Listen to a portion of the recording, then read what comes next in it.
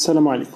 Alors nous allons aujourd'hui travailler ensemble sur une application de gestion de commandes mais qui ne communique pas avec une base de données. Nous allons travailler tout simplement avec les collections. Alors les collections, ce sont des tableaux à taille dynamique qui nous aident à ajouter, supprimer, connaître la taille du tableau sans avoir besoin de comprendre ce qui se passe en arrière-plan avec des pointeurs, avec des affectations, etc. Enfin, ce sont des tableaux à taille dynamique, tout simplement.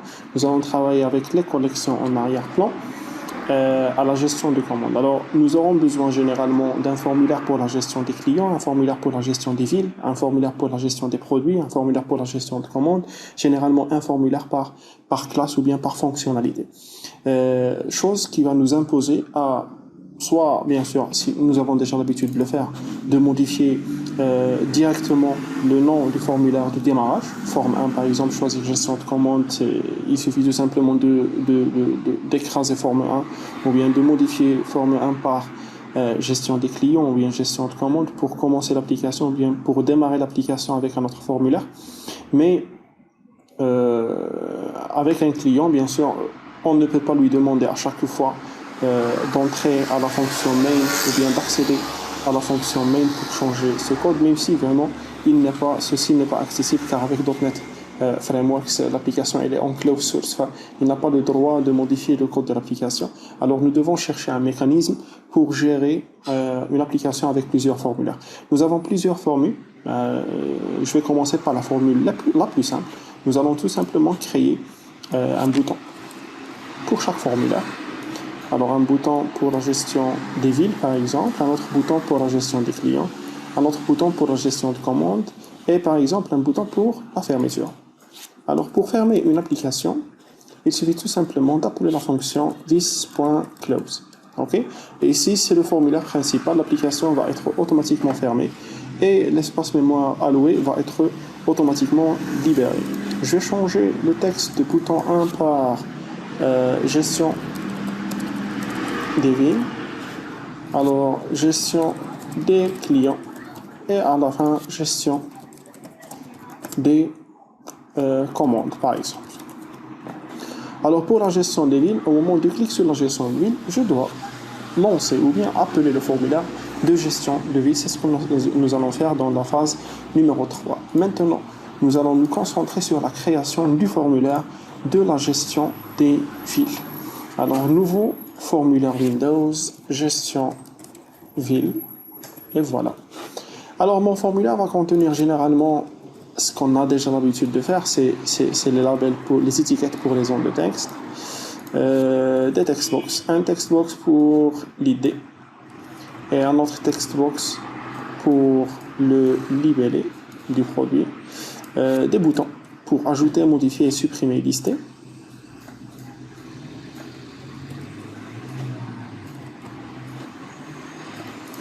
Généralement un data grid view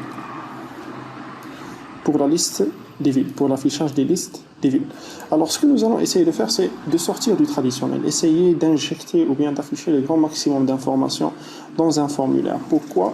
Car en faisant cela, et bien sûr, il ne faut jamais impacter la performance de votre application par des données ou bien d'essayer d'afficher le grand maximum d'informations sur votre formulaire. Il suffit tout simplement d'afficher les informations qui vont aider votre client, par exemple, à prendre une décision. Quelles sont les villes, par exemple, qui contiennent plus de clients? Quelles sont les villes qui n'ont aucun client?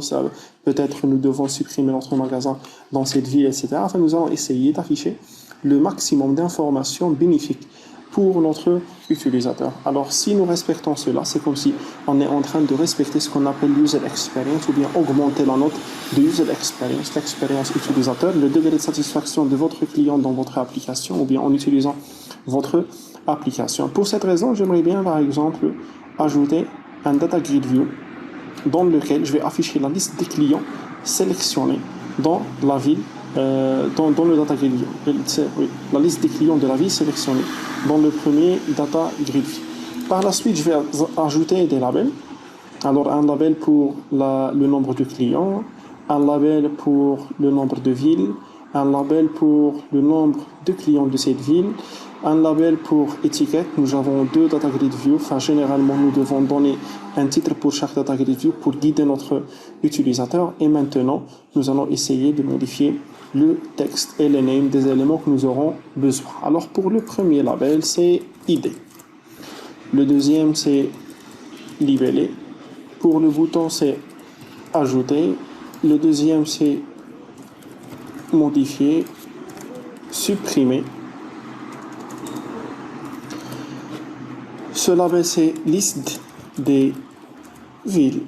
Pour celle-là, c'est liste des clients par ville sélectionnée, par exemple. Alors, ce label, c'est le nombre de clients de villes sélectionnées. Ce label, c'est le nombre de villes. Ce label, c'est le nombre de clients en totalité. Alors, ce que nous allons faire, c'est que, en fait, c'est un choix personnel. Je vais essayer d'ajouter d'autres labels pour l'affichage des valeurs. Vous pouvez bien sûr le faire tout simplement avec les labels principaux, mais j'aimerais bien toujours séparer la chaîne de caractères sur le calcul. Par exemple, si jamais nous aurons un autre besoin par la suite, par exemple, de faire des incrémentations, décrémentations, alors nous aurons besoin vraiment de récupérer la valeur du nombre de villes pour l'incrémenter. Alors là, je serai obligé de travailler par exemple avec les expressions régulières, de faire un traitement pour récupérer la chaîne de caractères, nombre de villes de point 18. Je dois récupérer 18 toute seule avec une expression régulière et l'incrémenter. Mais personnellement, je préfère séparer les valeurs variables qui peuvent être modifiées en n'importe quel moment dans des labels différents. Alors, je vais éliminer le texte. Par la suite, je vais donner le nom LB. NBR, ville par exemple, et la même chose pour un autre label. Là, CTRL-C, CTRL-V, voilà. Alors là, c'est LB, NBR client total. Le texte à vider.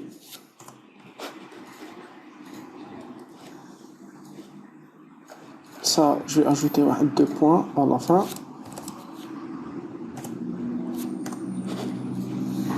Et ID, je vais éliminer le texte et changer le name par LB. NBR, client par ville.